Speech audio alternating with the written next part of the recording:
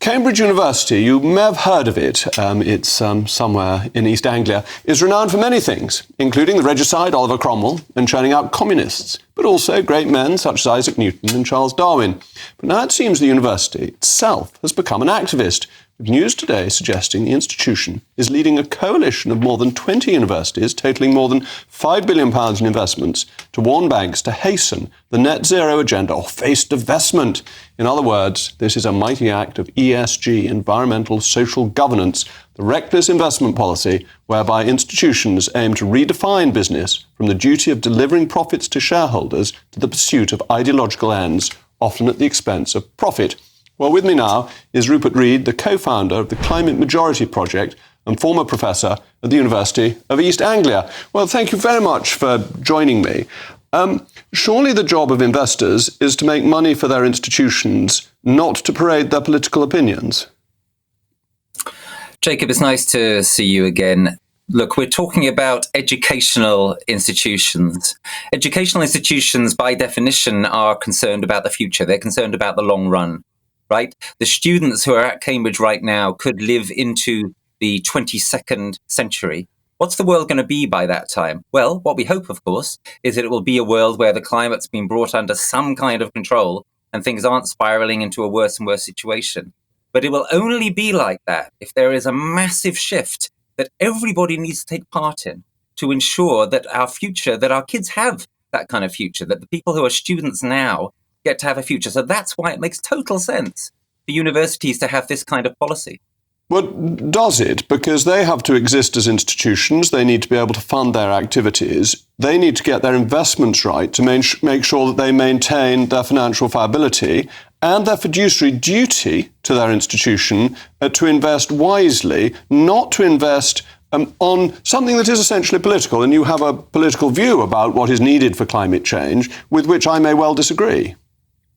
Well, you call it political. What we try to do in the Climate Majority Project is bring people together, a wide variety of people, including notably quite a number of conservatives, such as Lord Deeban, the former chair of the Climate Change Committee, to say, actually, the vast majority of citizens are now aware, at least to some extent, of the kind of deep trouble that we are in and the much deeper trouble that we are getting into. So it's not actually about politics fundamentally in that sense. What it's about is about bringing people together in favor of a common sense objective. For example, not heating the sky, right? When we don't have insulation on our houses, we're just heating the sky. A third of British roofs have no insulation in them. That's part of what you call the net zero agenda. It's just common sense, Jacob. Well, I'm all in favour of keeping my energy bills down, and that's people can do that for themselves. That it's perfectly possible to ensure you keep your energy bills down by putting in insulation, and there are schemes to help people with limited resources. But that's not the same as an investment. That's not the same as an investment policy that ought to be dealing with the reality as it is, and that in an investment policy, of course, you have long-term objectives, but you also have short-term opportunities. I mean, if you'd bought BP in the middle of 2020, when oil was below zero briefly, you'd have made an absolute fortune in a couple of years. And investment policies need to take into account trading opportunities rather than think that they're on some moral crusade. It's not about a moral crusade, Jacob. It's about having a future. You talk about the prices of the fossil fuel shares. Actually, they've been tracking well below market rates over the last decade. It makes total sense for universities to invest in the future. Students want their future invested in. That's why these kinds of policies that Cambridge and other universities have brought in now are very popular. And I've actually played a small part in those kind of campaigns myself. Okay, and they've but been one final point, because I've got to move on. If these investments are so good, they'll make them anyway without needing this policy. Look, Jacob, the question is, do you want to be confident that you're going to have a future, or do you want to gamble on only having short-term economic returns that don't deliver you a world in which we can be confident that our children will grow up? I'll allow you the last word. Thank you for joining me again, Rupert. Hope you'll come back on in future. And still with me is my intellectual panel, Nigel Nelson and Catherine McBride. Catherine, their fiduciary duty is to make money, isn't it? Exactly, it is. And also there is $8 trillion, £8.1 trillion pounds rather, invested in the City of London in assets under management. 82% of those asset managers have some kind of ESG fund going. So that if Cambridge wants to invest in that, though the returns are generally lower because they missed out on the oil and gas increase, but they don't need to put pressure on banks to change. They can just invest in an ESG fund. Also, it's stunningly arrogant, isn't it? Because £5 billion, though it sounds a lot of money, in terms of the $8 trillion invested, is a drop in the ocean. Frankly, who do these people think they are? Well, that worried me a lot. You thought these universities all have economics degrees, that you can go and study economics there, but obviously their vice-chancellors or whoever made this decision don't know anything about economics or about the City of London. Because if you look at the FTSE, it's very heavily geared to, they also not investing in fossil fuels, they're not going to invest in related industries, which would include the plastics, chemicals, pharmaceutical, organic chemistry. These are our biggest exports. I mean, people are complaining that no one's investing in the UK. Well, if banks have this kind of program that they can only invest in green things, well, then they're not going to be investing in the UK. Nigel, it is really stupid policy, isn't it? Because I'm with Rupert on this one. All right. A university is like any other customer. They can actually bank with or invest with who they like. Oh, hold on. They've got a fiduciary duty. If you want to divest from oil companies, that's absolutely fine. You're an individual. If you're a multi-billionaire, that's fine. If it's your company, that's fine. But what they're saying is they don't want to invest in banks which are then investing in fossil fuels. They think that will actually put net zero back rather than increasing it. But that's not maintaining their fiduciary duty. No, but the whole thing is that they should be allowed to make a decision for themselves. It's not their money. That's the point. It's not their money. Well, they are trustees for the money. That's why in America, trustees are being sued for getting poor returns by investing in their political opinions rather than the interests of the investment return. That's where they're going wrong. And I think if somebody sues them, they'll get in trouble. Well, but I mean, it still seems to me that they should be able to make the decision.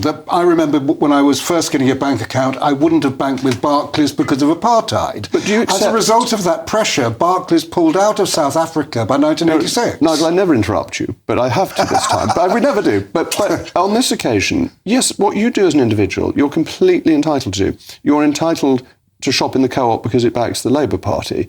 That's a fair decision to make. But you don't have a fiduciary duty to look after the money in the best interests of the people on whose behalf you invested as trustee. But that's why I object to what the university is doing. But the point certainly that Rupert was making was that is not in the best interests of the people that you're investing on behalf of. But the point I made to Rupert at the end was that if these other investments are so good, they'll make them anyway. They don't need to make this statement. But they can look around for those other investments. But why can't they turn around and say, look, we do not want to actually invest in banks that also are investing in fossil fuels? Because their job is to make their best return. So if it's worse than that. There's another side to it you're not looking at.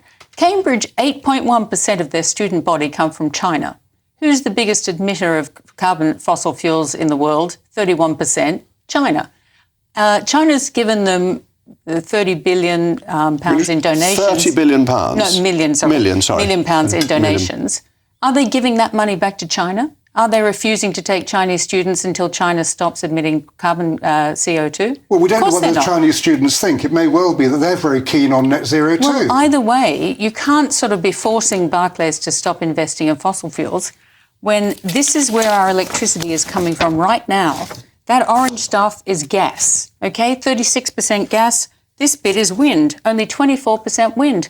If we stop investing in gas, we're going to have blackouts. We're going to be like South Africa. They have blackouts all the time. But if we follow your model, we'll never get to net zero anyway. That's why I regret the fact that Labour is not spending that 28 billion on a green industrial revolution. I think they should be both for economic reasons and for environmental ones. Well, if that's actually viable, it will happen anyway. Most things have happened. Not unless we invest in it. No, the government is really bad at investing in anything.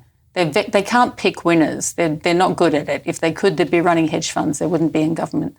It's just ridiculous, the idea that they'd have any idea what they're doing, with the exception of you, Jacob. You're the only one who actually has run a hedge fund. But all the rest of them, forget it. They're not going to know a good investment from a bad one. But the whole point about investing in green energy is that you will do things like bring bills down. That if you don't invest... No, that's not happening.